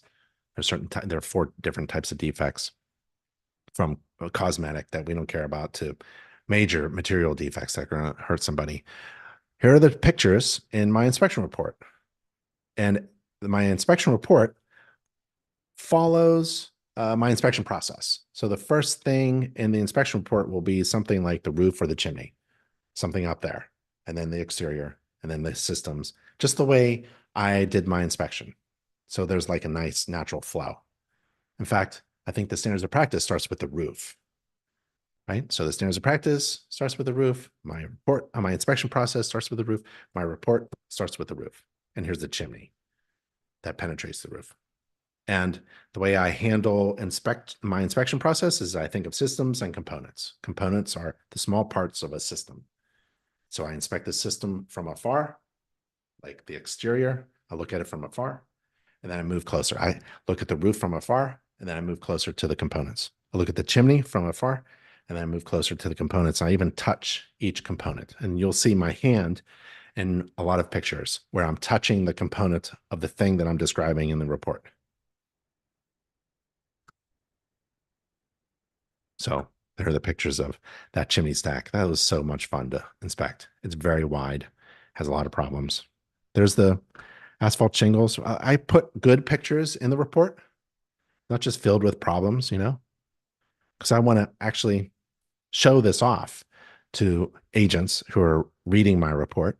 The seller's agent is going to read this inspection report. I'm going to make them read the inspection report so that they can see, this is a pretty good inspection.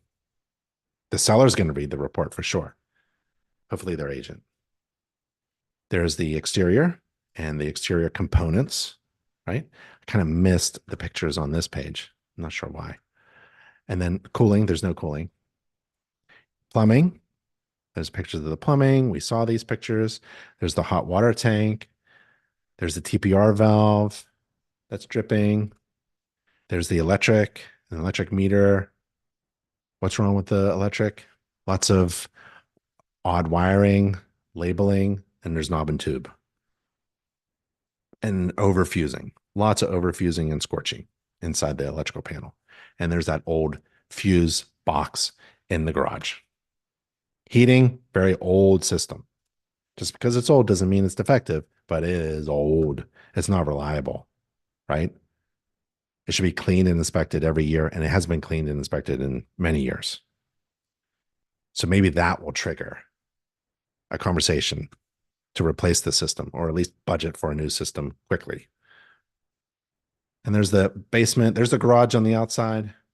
Detached garage has problems with the garage door opener and safety things and plugs and wiring. There's the laundry, has a few problems there. There's the attic space. Not sure if there's any insulation in the house. The bathrooms, some pictures of the bathrooms, and the kitchen.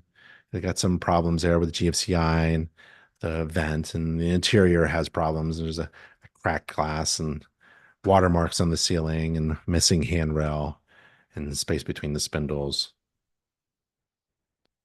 And there's a standards of practice summary. Like, I want my client to understand that there's a standards of practice, but I make them agree that they have read the inspection report and the standards of practice and the code of ethics.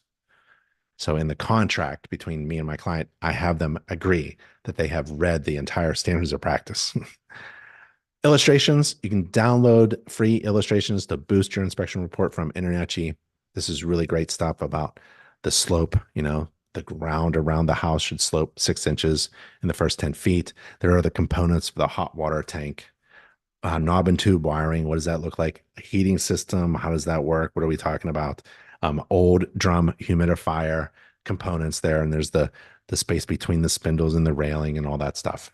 So illustrations really boost an inspection report, make it really professional looking. And all of Internetchi's illustrations, there are thousands of them, are available to Internetchi members for free. And that's what we did. We inspected that house. Let's see. What are the questions here? Let's see. Most inspection software vendors have payments integrated in the software. Yep, some don't though. Looking for the structure of my business proper anyway. Yep. Start with a CPA and a business attorney. You probably will say something about an LLC. All the strange things that can be found, like all that weird basement wiring and random pipe straps. How do you get written up as a defect? Man, it's tough. It's tough. So how do you write things up? I would steal report narratives. Oh, nachi.org/ is it nachi.org/ everything? How am I gonna direct it? You're just gonna have to email me. What sample? Okay, we have a page of sample home inspection reports. And these are home inspection reports written by Internetchi certified professional inspectors and certified master inspectors.